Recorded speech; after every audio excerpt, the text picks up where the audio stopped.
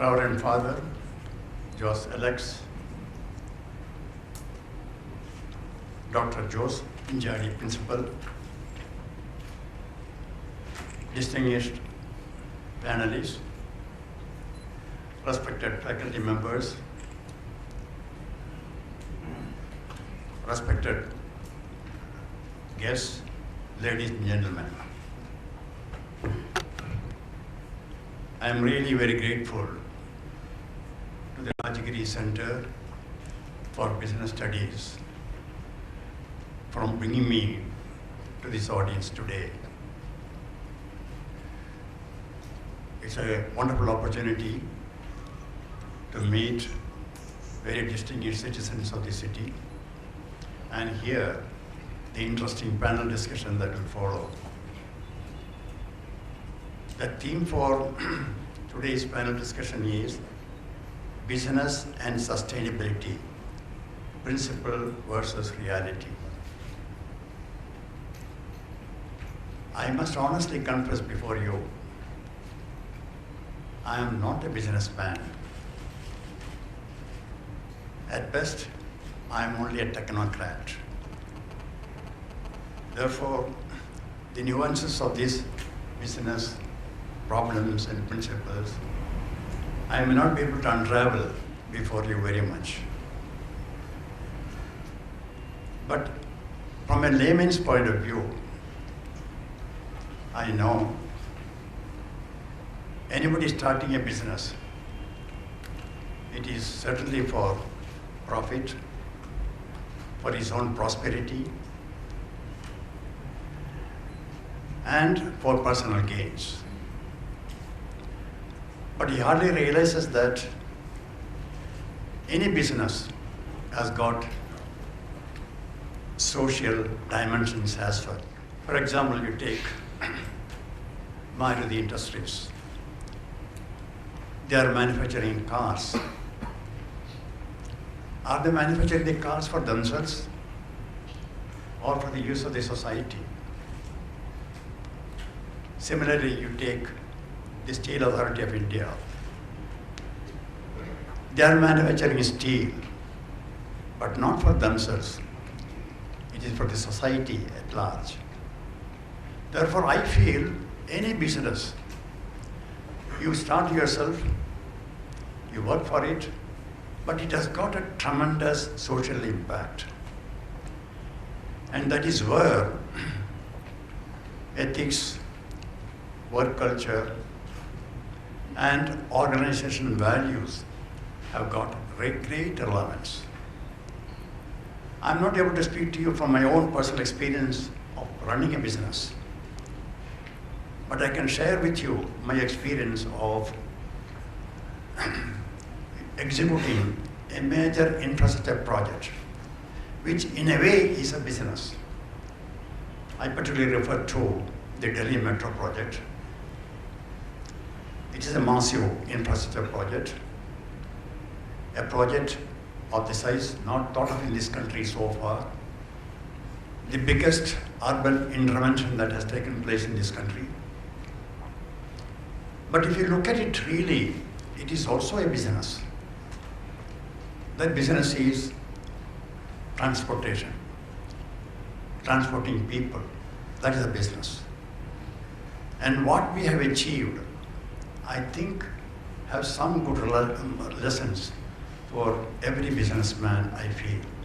That is why I would like to share with you what we have done and what are the fallouts, what benefits it has brought to the society at large. Mr. George has already mentioned that Delhi Metro today covers 190 kilometers of metro. It was started in 1998, the first phase of Delhi Metro. When I took over the Delhi Metro Rail Corporation as its managing director, there was nothing except Delhi Metro on paper. There was no office, no staff, not even a chair to sit upon, not even a telephone. That is how we started the Delhi Metro. Gradually, I started functioning from Rail Bhavan. where I had a chamber as the chairman and managing director of Konkan Railway Corporation. I had a chamber. I started working from there. Built up the organization, engaged the consultants, and started building the metro. This country had not planned or executed a modern world-class metro so far. Our first experience has been building the Calcutta Metro, which was really a fiasco in the sense. A 17-kilometer long metro line in Calcutta started in early 70s, got completed only in 1996, which took 22 years for completion, and the cost went up by 14 times. That was a good lesson to the whole country. Therefore, Delhi Metro, when we started, we decided to do it in an entirely different fashion. We knew that we don't have the expertise or experience in planning and building a metro system. Therefore, we engaged consultants, people who knew how to guide us. That is how the metro was started. The mandate from the government to us when we started was to complete phase 1 of the metro in 10 years' time.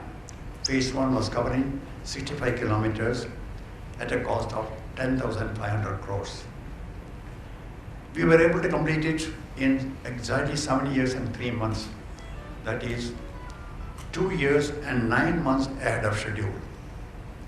Immediately, the phase 2 was given to us, phase 2 was started, and that covered 124 kilometers at a cost of 24,000 crores. It was to be completed in 5 years' time, but the compulsions of the Commonwealth Games, which were to be staged in October 2010, gave us only just 4.5 years' time to complete the project, and it was done in 4.5 years. I think, as Mr. George mentioned it, it was indeed a world record. 124 kilometers of metro line getting completed in 4.5 years was a world record. Today, Delhi can boast of a very modern, world-class metro system covering 190 kilometers. Delhi Metro today carries 22 lakh passengers a day. Just imagine what a relief it gives to the roads. It is equivalent to 1 lakh vehicles off the road. Along the route where the metro is running, 1 lakh vehicles off the road. Not only that, it has helped to save 1 lakh tons of fossil fuel for the country a year. And when it comes to pollution, it prevents about 27 tons of pollutants being let into the air every day. And metro provides a very comfortable, safe, and very dependable mode of transportation. And very, very safe mode of transportation. Delhi is a city known for road accidents. You may not know that every day about 6 to 7 people die on roads in Delhi, and about 13 to 14 people get injured. And if you see the contribution of Delhi Metro, the Central Road Research Institute has estimated that Delhi Metro saves about 190 lives every year from road accidents. This is the benefit that the metro has brought. Now, metro has been constructed with front-line technologies, with the latest technology available anywhere in the world. It is not merely a technical marvel, and here is where the business comes in. It is also a roaring financial success. Delhi Metro has been constructed with more than 60% of the cost borrowed from outside, basically from Japan through soft loans. And Delhi Metro Rail Corporation, that is DMRC, has the responsibility to service and pay back the loans. And Delhi Metro train fares, ticket fares, is one of the lowest anywhere in the world. You may be surprised to know the fare charged by Delhi Metro is lowest anywhere in the world except Calcutta Metro. Only Calcutta Metro has got a fare structure which is lower than Delhi Metro. In spite of that, Delhi Metro is making sufficient operational profits, not only to service and pay back the loans taken from Japan, to cover the entire maintenance and operational expenses. And in addition, it is also contributing for future expansion of the metro network. So it is a financial success. Here you find a business which not only a financial success, but also does a great social service to the whole country. And the success of Delhi Metro has prompted or encouraged many state governments to come up with metros. And in that process now, metros are going on in Mumbai, Bangalore, Chennai, Calcutta, a second line, Jaipur, Hyderabad, and very soon in Kochi as well. It is really spearheading a metro revolution in the country, I would say. This is another fallout of Delhi Metro. Why I have stressed all these things is, DMRC is a government organization. It has to follow governmental rules and procedures. It is also subject to all governmental watchdogs for checking on what is going on in the metro. It is answerable to the parliament. The controller and Auditor General of India, C&AG, watches what is happening. It is subject to the audit of C&AG. It is also subject to Central Vigilance Commissioner.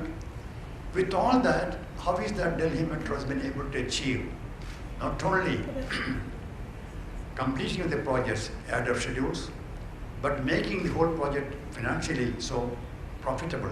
Supposing Delhi Metro has not been financially successful, just imagine what a burden it would have caused on the traveling public, not on the public as well. Any metro in the world, there are more than 200 metros in the world. Every metro depends upon the city or the government for subsidy, for even covering their operational costs, that is maintenance and operation. They depend upon government subsidies. Delhi Metro doesn't do it. Here is one example I would like to place before the businessmen present here.